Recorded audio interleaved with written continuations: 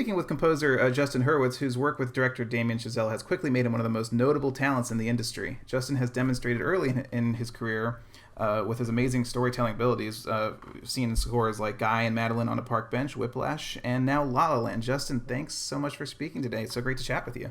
Hey, thanks for having me. So let's start off with the beginning. I'd love to know, I'm curious kind of how you fell in love with music. When did film and film music kind of come into the picture, and when did you decide that, okay, I'm going to go on this path to becoming a composer? Well, I was taking piano lessons growing up. I think like a lot of kids, just doing the normal lessons, kind of standard repertoire, like on a classical path, sonatinas to sonatas to concertos, that sort of thing, Right. some Bach, and started composing when I was 10. My parents got me, I think it was for my 10th birthday, a synthesizer and a sequencer, like this old Brother sequencer. It took like a floppy disk, and you would basically layer tracks. I guess that's what sequencers do. But Right. you could layer like I don't know, like 12 tracks or something. So I would lay stuff down and build little compositions, and started doing that when I was 10. And I don't know, I did that for maybe a couple of years, and then for some reason I kind of lost interest in composing, but I kept piano going, and through high school, kept working at, taking the lessons and practicing really hard. And um I guess it was sort of the end of high school as I was moving towards college, thinking about what I really wanted to do long term with my life. And I think it was pretty clear that music was the only thing that I should really be doing. I didn't have a lot of interest in anything else. There were certainly no school subjects that interested me, or that I was particularly good at. I guess a little bit with math, but not I wasn't like good enough at math or loved it enough to want to really do it. But it was yeah, it was pretty clear that I should be continuing with music, and I think it was also pretty clear that I shouldn't be continuing as like a classical pianist, because there are like three people in the world who actually managed to really do that, and I mean not really, but Right. also I just didn't love it enough. It was a very solitary lifestyle, like sitting at the piano practicing the classical music. It was just something that like it was. I'm so glad I had that background and it got me through high school, but it's not something that I wanted to spend my life doing or was good enough to really pursue that for real. So I started thinking about composing again. I hadn't done it in a little while, but I just started thinking about it. And yeah, film music was interesting to me because like a lot of the I felt like a lot of the best music, or a lot of the music that affected me the most, that was being composed, nowadays, that was being composed, currently, at least back then when I was having these thoughts, was film music. I remember loving, John Williams scores, and growing up, Right. um, and other musicals like the Alan Menken, Howard Ashman musicals from the '90s, and Wizard of Oz, and I don't know. I was just I kind of there was a lot of film music that I really loved, and I started thinking maybe I could do that. So yeah, around the time I started college, I started immediately studying music. I knew I wanted to study composition, theory, orchestration, all of that. And I started thinking, well, maybe film can be the place to put the music I do. Right. And you met Damien in college as well, right? Is that correct? Or Yeah, we met the first week of freshman year. Um, we started a band together with a few of our friends, and we took it way too seriously for about a year. We tried to become rock stars. Um, didn't work out for me and Damien, at least. Really weird story. We quit sophomore year, and then the band went on. The other guys went on without us, and actually did get a record deal. Senior year of college, they were still going with the band. Damien and I, meanwhile, were busy making Guy and Madeline on a park bench and thinking about films. The other guys in the band kept going with the band. In senior year, they sparked this bidding war between all the major labels. Wow. Kanye West offered them the first deal. Pharrell offered them a deal at Interscope, and they were getting flown off every weekend to be courted by these moguls and these labels, and and Damien and I were like, did we blow it? Like, was this the chance to make it? Because when you're in college, you have no idea if what you're working on is ever going to pan out. Right. And our former bandmates were like, getting jetted around, coming back with like thousands of dollars of free clothes, like getting these huge record deals thrown at them by these moguls, and we were like, wow, like we should have stayed in the band.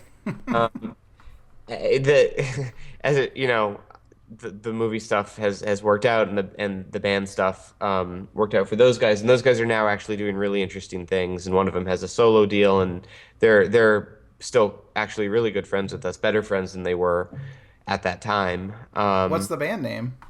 It was Chester French. Oh wow. Okay. So yeah, they put out a couple of records, and they did really well. And now, like I said, they're doing really cool, interesting things and still making music. But yeah, it was a really weird time because college is such an uncertain time, and it seemed like kind of the dream, what we had been trying so hard to happen freshman year when we were in this band finally happened to them senior year, and Right. it was a very weird time. But so yeah, Damien and I started making this little feature film musical, Guy and Madeline on a Park Bench, and that's kind of what we threw ourselves into for the second half of college. And that's sort of what our relationship revolved around. We were just both kind of really committed to it, and uh, we spent a number of years making it. Wow. But it's also interesting because you did kind of venture into writing a little bit, right? You worked on The League and even an episode of Simpsons. Is that right?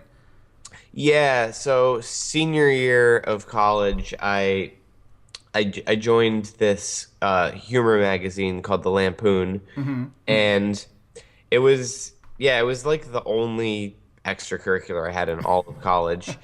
I would basically just my college experience was sitting in my room playing my keyboard. I had a Fender Rhodes in my room. Playing piano, composing, reading scores, orchestrating, just doing things like for myself, sort of for my music classes, but mostly for myself Right. with music. And I remember my freshman year roommate, who was I I as lost touch with this as soon as I possibly could. We were not meant to continue being roommates, but Right. he did say to me, he was like, "You need to get involved in something. Like you need to find something to do." And I was like, "I don't really want to do anything. I just want to kind of do music." And he's like, "Okay, well, like find something to do with music." And I didn't really find anything until Damien and I started making this movie.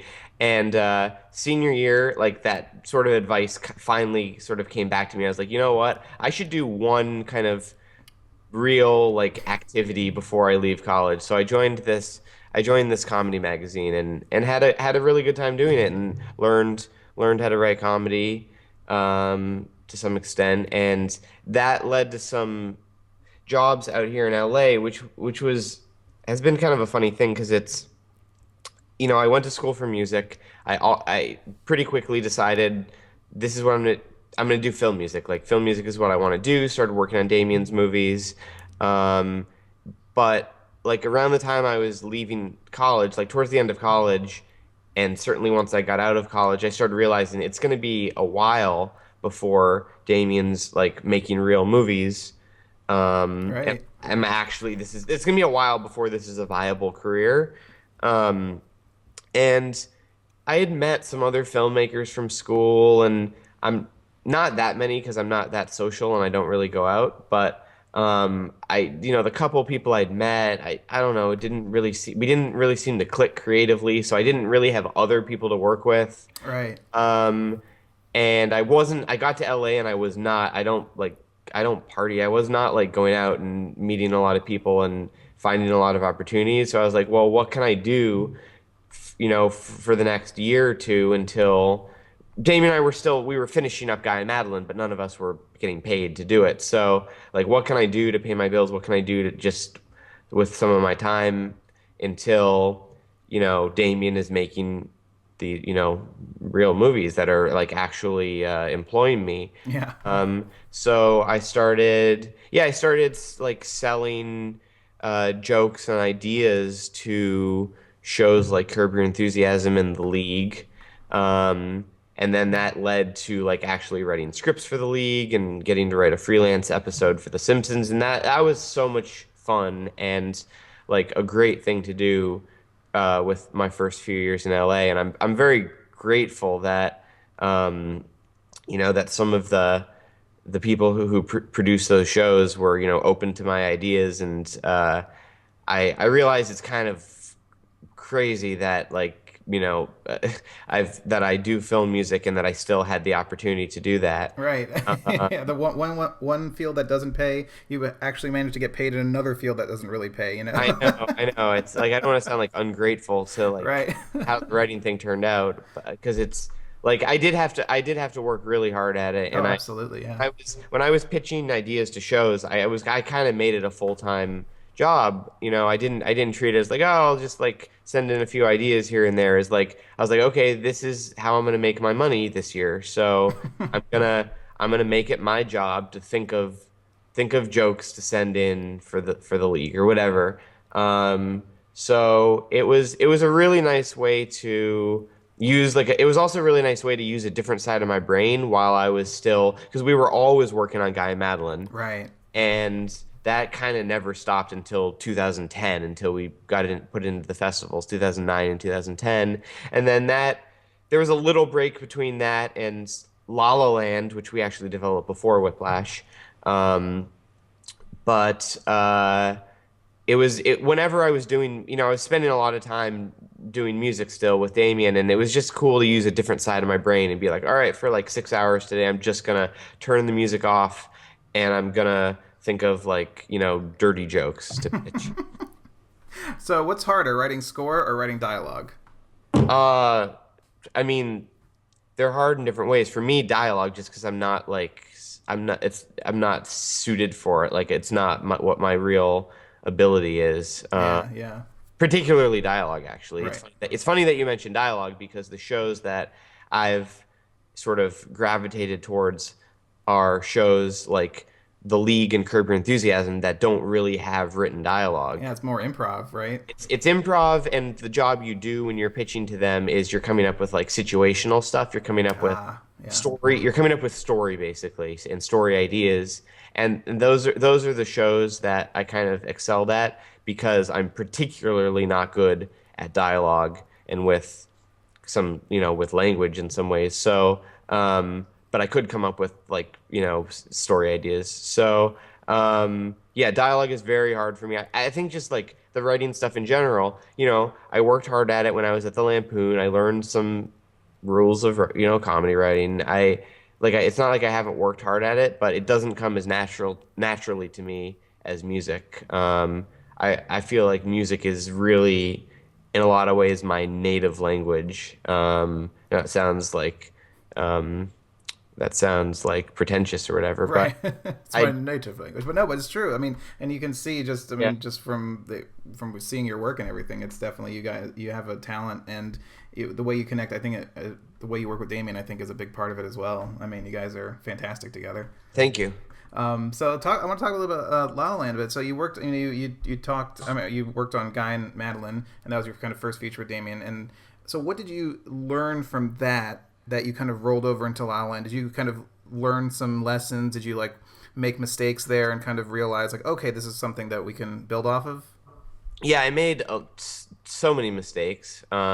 Continued to make mistakes on everything I've done, including La La Land. But yeah, I mean, so many mistakes on Guy and Madeline just because it was the first thing that either of us did. It's the first movie I scored. Period.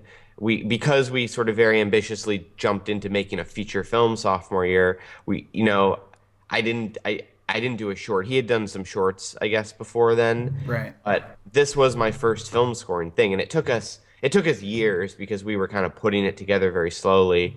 Um, but it was still, it's still a feature film nevertheless, and yeah, just lots of, um, I mean, I think some things we kind of locked in and haven't changed at all, like our process and workflow and the way I sit at the piano working on melodies forever Mm. before I ever get to arranging anything or orchestrating anything. So like some of our like we kind of figured out a system in some ways that works for us. Um, but I mean, like orchestrating for starters, I made so many mistakes. It was the first thing I ever orchestrated that was ever played. Guy and Madeline on a park bench. I, Wow. Yeah. I I'd been doing some independent studies in orchestration. There was one class at school, or like a proper orchestration class where you could orchestrate and then the school orchestra would play it. And for some reason I didn't do that class. I think it conflicted with my schedule somehow, so I didn't do it. I really should have done it because that seems like the best opportunity to keep writing things and getting played and seeing what works and you know that hands-on experience. Instead, I did like independent studies where I would just orchestrate on the page. It was all longhand. We weren't allowed to use any software in college, so I'd orchestrate, you know, these pretty wide things on the page, and I would come in and sit with the professor, and he'd be like, he'd just be like, "This sucks. This sucks. This sucks. This is not inventive enough. This is not colorful enough. Why don't you be more of a painter? Why don't you be more of this? Why don't you be more of that?" And like, they were pretty hard on me. I did two different independent studies, 2 different semesters, and but I learned a lot from those. And I think the biggest thing for me was also just reading through scores, like reading through Ravel and Rimsky-Korsakov and Stravinsky and Leonard Bernstein's West Side Story score and Right. just anything's a few other film ones as well. I managed to get from the school library. Um, they had like a really great music library at school, so like I was able to read through a lot of scores and like soak in a lot of textures and how do they look on the page, and then I would sit down at the piano and I would sort of figure out the voicings. Oh, so that's what the horns are doing. Oh, that's how they're using the bassoon. That's interesting. So yeah, reading scores and then doing it on the page were really how I started learning. But again, Guy and Madeline on a Park Bench was the first time that I orchestrated, and that was a wide score too. That was like an 85 piece orchestra. So I orchestrated for an 85 piece orchestra, having never heard my orchestrations ever get played, and then went to Bratislava and had 4 hours with the Bratislava Symphony to record all the songs and score. Wow. So like two takes, occasionally 3 takes of everything. First take is sight reading. Second take, sometimes you just have to keep it and move on. And yeah, it was the first time I'd heard anything played. 2 takes of everything. I mean, it was like a mess in ways, but it was a great experience, and it was one of the greatest experiences in my life to hear all this music that I had been hearing in my head. And by that point I started using Finale, so I'd been hearing like those really like tinny MIDI playbacks from Right. Finale and using that to somewhat judge like, is this going to work? And but then hearing an 85 piece orchestra play it for the first time was so incredible and a really great experience. That being said, getting back to your original question, mistakes, so many mistakes, so many like some range problems, not too many because I'd been like studying, I'd been reading the textbooks and I sort of knew what the instrument's ranges are, but lots of like just practical mistakes. Like, yes, a an oboe technically can hit that note, but you shouldn't do that. Or like breathing problems. Like I just things I hadn't been like, oh yeah, that's going to be impossible to breathe, or that like Wow. Yeah. I mean, that score was really like a crash course for me. And, I obviously continued to learn things. Learned a lot of stuff on Whiplash, getting the music recorded, learned a lot of stuff on La Land, but I've I've gotten a lot more professional and better at what I do since Guy and Madeline. Absolutely. I mean, and the La La Land is. I mean, it's. I took my wife to go see it, and I mean, it was just fantastic, amazing musical experience, and the sound of it too. I mean, you capture such an amazing sound, the way that the score feels and the tone and everything. It's Thank you. fantastic. Thank you. So what was the process of writing the music for La La Land? Were the songs written during the script writing process when kind of Damien was putting the story together, or were they written before, or were they written after the non-singing dialogue is written? Like, when does the song writing process come up? Well, I started composing immediately as soon as Damien started writing the treatment. Ah, okay. And yeah, actually, the first piece of music I composed was the main theme of the movie, which is that instrumental theme we call Mia and Sebastian's theme. It's the one that he plays at the piano and she kind of walks into his restaurant and falls in love with him, and then that keeps coming back in the score. And Damien wanted me starting there. The treatment had all these moments in it, you know, so many of the moments that are now in the movie. There's going to be a song on the freeway. There's going to be a gravity-free dance in the planetarium. There's going to be a song with the roommates. There's going to be, you know, Right. all the fantasy, the huge sort of fantasy sequence at the end. It was all in the treatment and then in the script. And some of those moments were songs. Some of those moments were like big pieces of score that he put in the script because they were important. But he wanted me starting with the main theme. So I started there, and then that took a very long time to find. You know, like all of the melodies in the movie, I spent a very, very long time at the piano and many, many, many piano demos before I crack it.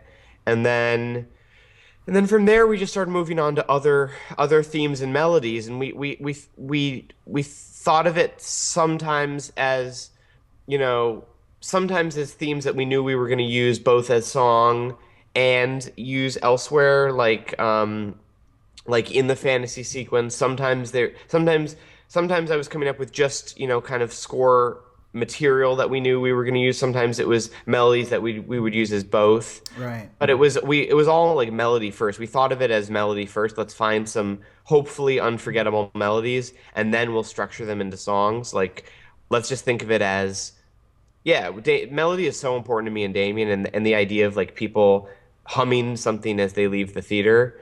Obviously, the main theme, the Me and Sebastian's theme that I worked on first, was a big part of what we wanted people to remember. But we wanted people to hum or whistle like other things. You know, the melody that became City of Stars, the melody that became, you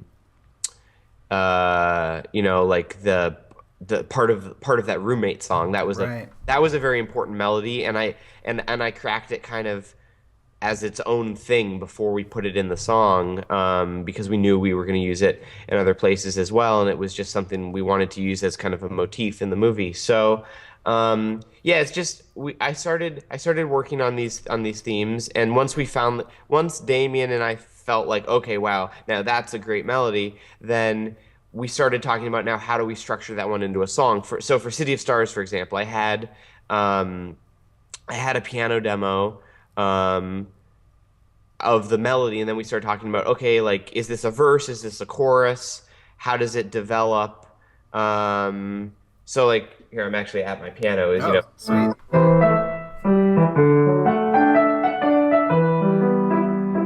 So, you know, we had that, and then we're like, okay, where does that go? And then we started talking about, should there be, like, for the song version, should there be like a bridge section? Or should there be a chorus section? You know, I started working on more ideas until I, you know, figured out that, you know,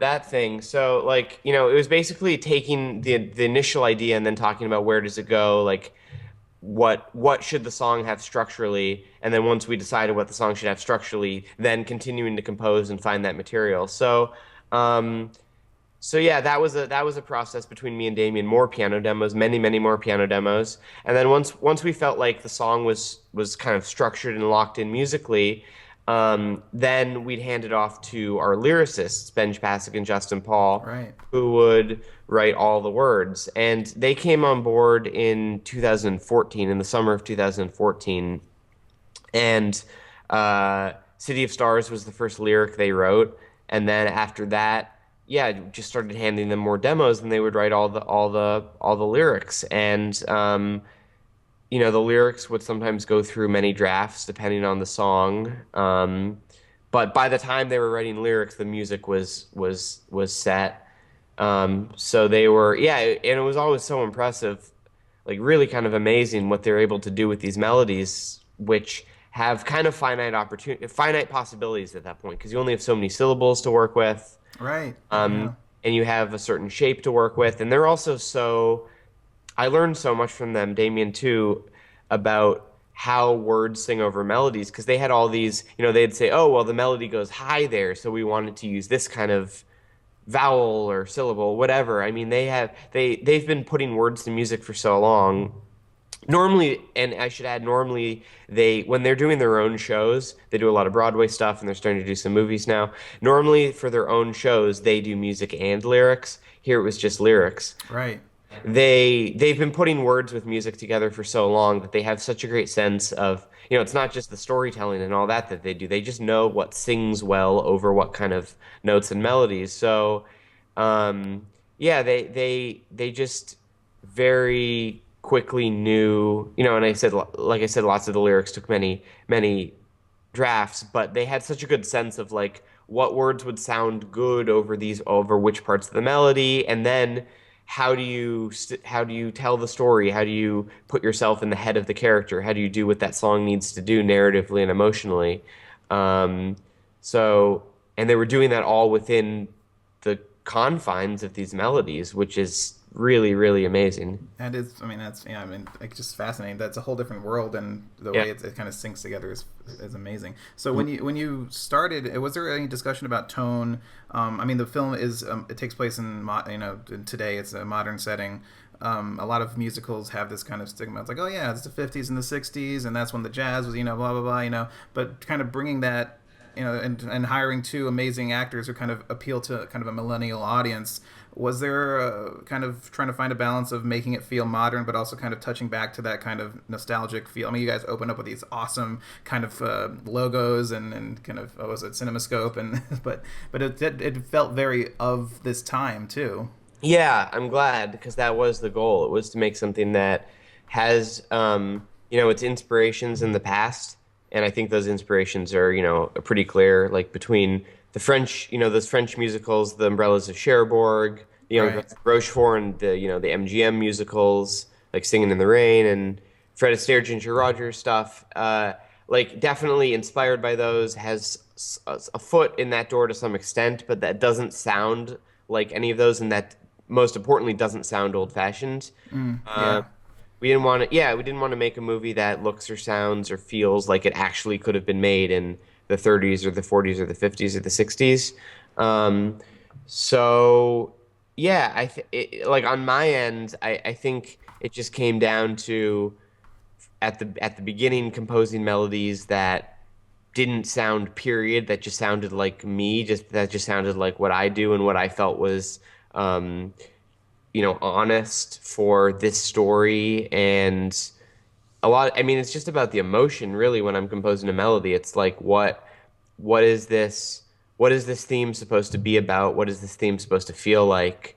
With the melody that became City of Stars, Damien and I called it, kind of the yearning, the yearning theme for a little while. So we talk about words like that, like emotional uh, clues to like what they should be, and that's a lot of what I'm going off of. So I'm not thinking like, when I'm sitting at the piano, I'm not thinking like, does this sound like a Fred Astaire melody? I'm thinking about Right. what Right. does the movie need? What does this scene need? What does the story need? And going from there, and then the orchestration is a big part of it too, because that's where so much of the flavor and I feel like that's where it could have tipped more towards the past in the arrangements. And I would say A Lovely Night is the only one where I was kind of willfully trying to sound more old-fashioned. Ah. Uh, I was kind of that was more of like a wink to Fred Astaire, Ginger Rogers, and there's still like it gets kind of eccentric, especially in the dance section. So it's not like totally classic sounding, but the most the most kind of like classic pastiche sounding, I would say, in the movie. Um, in terms of how I orchestrated that song. Everything else, I was really just trying to like, okay, so for like the first two numbers for Another Day of Sun and Someone in the Crowd, I was just trying to like be fun and have fun with it, and you know, pack in textures and counter melodies and things that I don't know, that sounded fun to me, and that, you know, I wasn't, yeah, like I said, I wasn't, there were big band elements, but I wasn't using them very, very traditionally. I was kind Right. of using them just to kind of like, um, I don't know, to color stuff and punctuate stuff, and there, I don't know, a lot of the voicings, a lot of the textures and counter melodies that I was using those traditional elements like a big band for in Another Day of Sun, or using the strings for, yeah, almost kind of like pop textures. Yeah, yeah, for sure. Like I was thinking when I was doing Another Day of Sun, I was almost thinking like orchestral pop, more than I was thinking, um, classic musical. Well, it made sense for the scene too, because everyone's sitting kind of in their cars, and it's kind of, you imagine what you'd be sitting stuck in traffic on the 110, Yeah, yeah, what you'd be listening to on the radio, and kind of evolve that into yeah, that scene. That was really awesome. totally. And then something like Audition, The Fools Who Dream, Emma's big number at the end. That, I think, compositionally, orchestrationally, that's like really one of my favorite things in the movie, because I felt like I had no real models in mind when I was composing it. I wasn't thinking about any, like, oh, this should sound like this. Kind of same for City of Stars, the melody that became City of Stars, to be honest. But particularly for Audition, like I didn't really have any periods or models in mind, and also when I was orchestrating it, like I felt like that one in particular, Audition, like I was really orchestrating it, just thinking about the emotion and the shape of the scene. Right. And Damien had written in the script what the shape of the scene was, and we had started talking to Emma at that point about how she was going to perform it. She was going to perform it live on set, by the way. Wow. And it was performed live on set. And yeah, just thinking about like the emotional contour of that scene, and that's where that orchestration came from. So like I think if you're coming from that place, your work, will hopefully sound like it belongs just to this movie, and um I don't know, hopefully timeless in some way, just because if you're composing for emotion, emotions are timeless. Like people have felt, some of these things forever, and they do today, and they did 100 years ago. So, um, if you're composing for human emotion, then it's like it shouldn't sound like 30s or 50s. It should just sound like emotional scoring, really. Right. Um, Absolutely. and that's certainly true with the underscore as well. Like, one of my favorite parts of the process was actually scoring the movie in post production, and I was just that was a very, very long process for me because we didn't have temp music.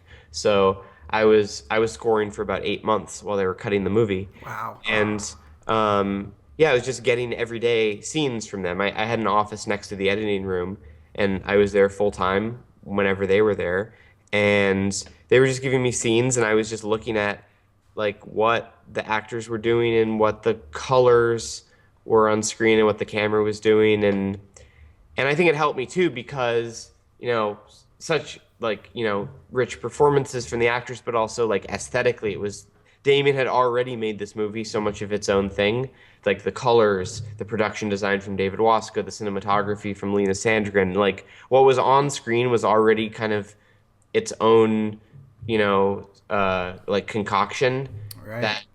that when you're scoring it, like your job is looking at the picture and seeing like what's going on and what it feels like, and it was already such an interesting, combination of colors and tones, and that I think that made it easier for me to come up with something that hopefully sounded like it, like its own thing, and like it belonged to this movie because it was aesthetically so unique already. And you guys succeeded. I mean, from the long takes and just the acting and the score and the music. I mean, it was really a unique experience, and it's one of my favorites of the year. I mean, I'm gonna remember this for a long, long time. Thank you. So to wrap up everything, we've talked about your music and everything you do in your work. But what do you like to do on your free time? Not with music? I mean, what do you do to refresh creatively? What's kind of like the Justin Hurwitz thing do you go traveling? Do you hike? I mean, what do you do outside of music? I don't travel or hike as much as I maybe should. That has been a problem in relationships. People saying you need to do things like that. Um, I I go to a lot of movies. I live like a block from the ArcLight, so Perfect. I'm there all the time. yeah, I go to so many movies. Not this past year because I was working so hard. Unfortunately, it was a weird year for me. But I'm trying to catch up now during the holidays, trying to see all the movies. I actually like most years during the holidays I see movies 2 or 3 times at the ArcLight. Like movies that really speak to me, I go see a third time in the movie theater. Um, I I don't know. I play piano sometimes just by myself. I try to listen to stuff like on Spotify, just like follow other people's playlists or listen to like the viral charts. I don't know, just like try to find new stuff. Right, right. I go to during the summer. I go to Wisconsin. My parents live, and I find it if I have the time, I find it relaxing and I would say the past 5 years I haven't been able to go there without having work to do. So they have a piano, and I do I sit at the piano for a lot doing what I have to do, and then I go like they live. Wisconsin has a lot of lakes, so like I'll go like kayaking or something in the afternoon for like an hour and then get back to the piano. But I really like that sort of balance, being able to get work done there, but also get some fresh air. It sounds amazing. It sounds relaxing. Yeah, so I try to get there during the summer when I can, even if I'm working. I don't know. All right, so to finish up, might be a hard question, but besides La La Land, what is your favorite musical? Favorite musical? I would have to say The Umbrellas of Cherbourg. Oh, perfect. Awesome. Well, Justin, I want to thank you so much for your time, and discussing all your work in La La Land is such a pleasure. And I know you don't do it for the recognition and the acclaim, but it's well deserved. And best of luck in the upcoming award season, and for all the future work you do. I can't wait to hear what comes next. Thank you so much. I really appreciate that. And yeah, it was fun talking to you.